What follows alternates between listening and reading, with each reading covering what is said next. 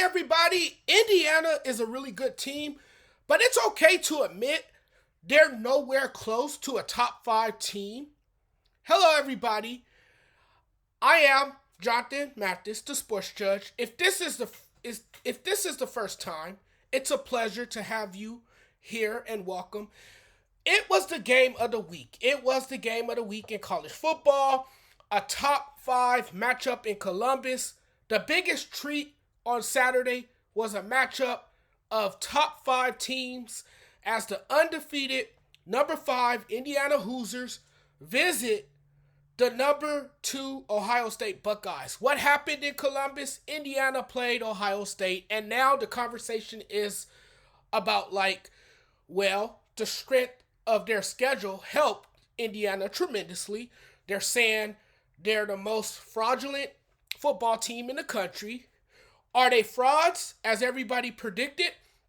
Everything that happened on Saturday versus Ohio State perhaps offered the best answer to that question. And let me just say that this was a tough loss for Indiana. Indiana is still having a historically good season, a better year than they have ever had, best season ever in program history. Mark my words, bookmark this. The Hoosiers will be in the playoffs as an 11-1 team with a blowout of Purdue.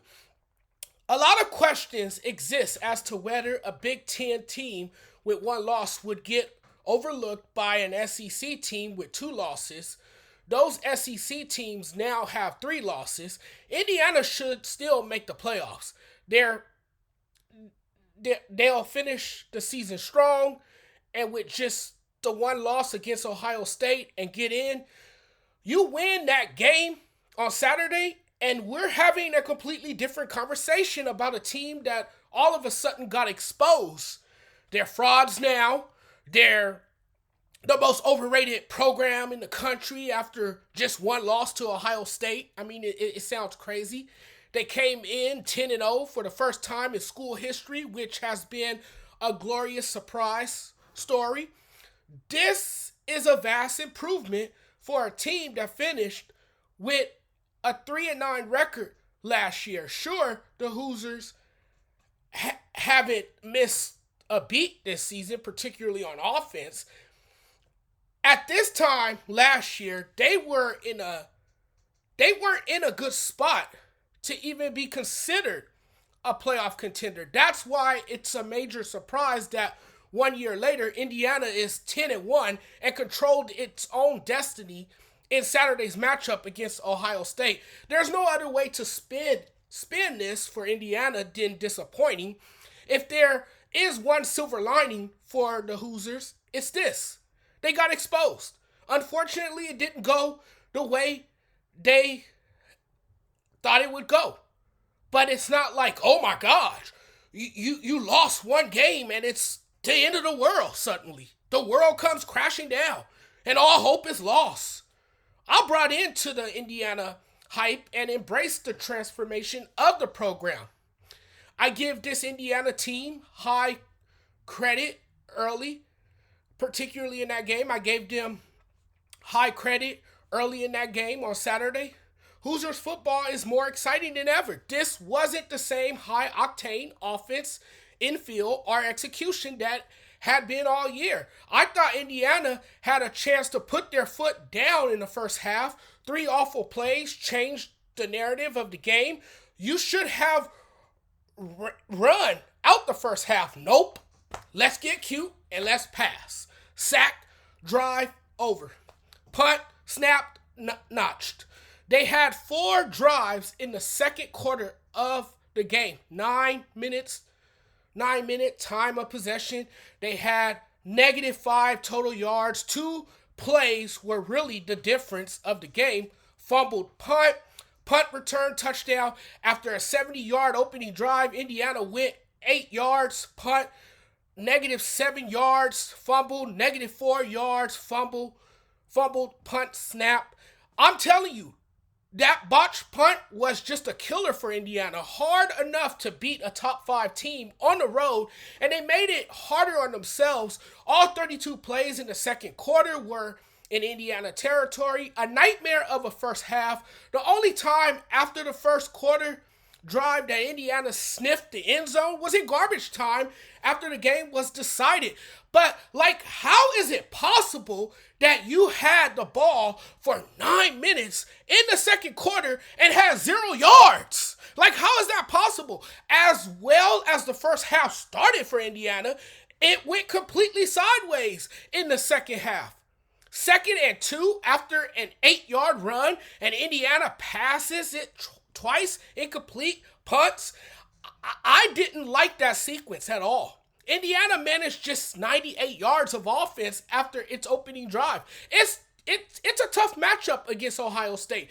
And a defense as stout as Ohio State can suffocate you, as it did against number 5 Indiana. Indiana more than proved they belong. To me, they did. That is the second, lowest output of the season for the Buckeyes? I mean, at the moment, to me, even with one loss, Indiana looks like a playoff team. There is 0 reason to believe Indiana is done. Indiana is a lock for the playoffs at 11-1. Looking at this objectively, a nationally ranked Indiana ceiling is destroying mid-tier opponents. Their floor is losing by 3 scores on the road to one of the best teams in the nation. I may be in the minority when I say Indiana deserves to make the 12-team playoff. There is a major shakeup now and an element of uncertainty when it comes to where Indiana should be ranked after a blowout loss to Ohio State. The world isn't ready for Indiana. Just listen to what people have to say about them. They're literally beating no one in the top 25 and struggled against ranked opponents like Ohio State. It's amazing how the narrative, had they won, would have been that they are clearly one of the best teams in the nation.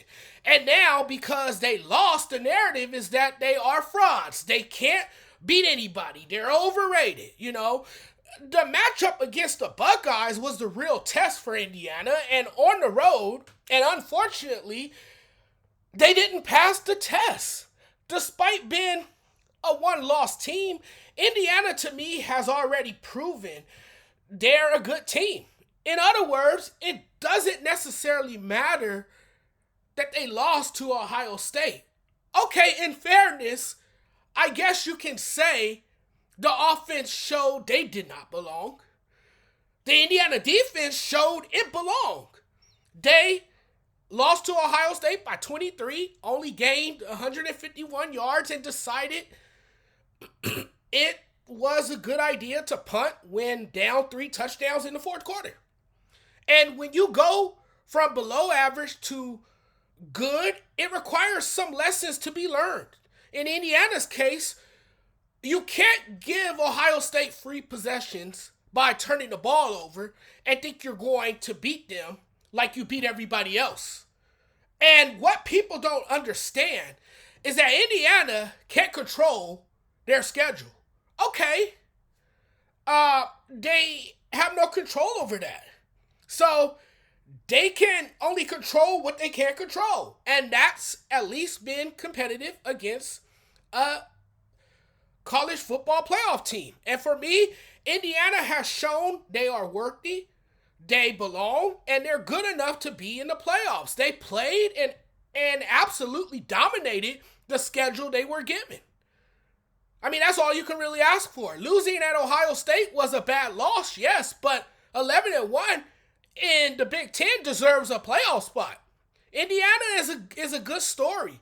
There are several reasons for the quick turnaround. First-year head coach Kurt Cignetti brought 7 assistants from James Madison, including all of his coordinators, and would add several key JMU transfers. The newcomer, Cignetti, along with his staff, helped not only shift the mood, but transformed Indiana football into a powerhouse in the college football landscape. We're ignoring the fact that he's 10-0 for the first time in program history because Indiana's lost to Ohio State. That's all it took. Look at the difference in the players' attitudes. The maturity of Curtis Warwick was obvious in his approach to guide Indiana. And the one thing I'll say to you about Warwick is that he has been very impressive in the pocket with poise and composure. It's been fun to watch. And until their meeting with Ohio State, Indiana has played great ball, and you can't take that away from them. They are, meanwhile, still alive for the Big Ten title. In order for that to happen, they'll need some help from Ohio State and Penn State's remaining two opponents. But the argument all year centered around who they actually had played. Indiana's strength of schedule, Indiana's path to the playoffs being easier than most teams. One of the criticisms had everything to do with the fact that they hadn't beaten anybody. The question of the week, can Indiana actually upset Ohio State? That was the question coming into this game. This had all the features of being a blowout, right? It should have gone without saying. No one should have expected Indiana to beat Ohio State.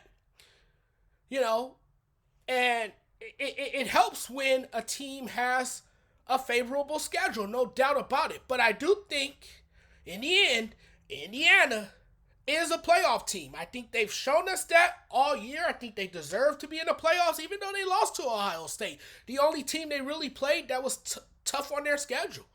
Again, you can't control everything. You can only control what you can control, and I think they've done a good job controlling what they could control. Yes, they lost to Ohio State, as expected. Ohio State was the better team than Indiana. That's not a surprise. They got blown out. Yes, Ohio State's a good football program. But let's see what Ohio State does next week against Michigan. Can they beat Michigan? So, Indiana to me is a good team. Their coach has done a terrific job turning around the program. And I think in the end, Indiana is still a playoff team, regardless of what happened in Columbus on Saturday. Thanks for watching, everyone. I really appreciate the love and support. If you guys like the content, if you guys like what the Sports Judge is talking about, do me a huge favor, hit that subscribe button for your boy. Also, if you watch these videos on TikTok, please do me a huge favor, follow me back on TikTok. We can talk. I'm always bringing some of the best sports content to my viewers and the sports fans out there. Love y'all. Without you guys, none of this is possible. It's been real. I'm getting out of here now. Happy Sunday to you all. Hope you guys have a blessed day. We'll talk again very soon.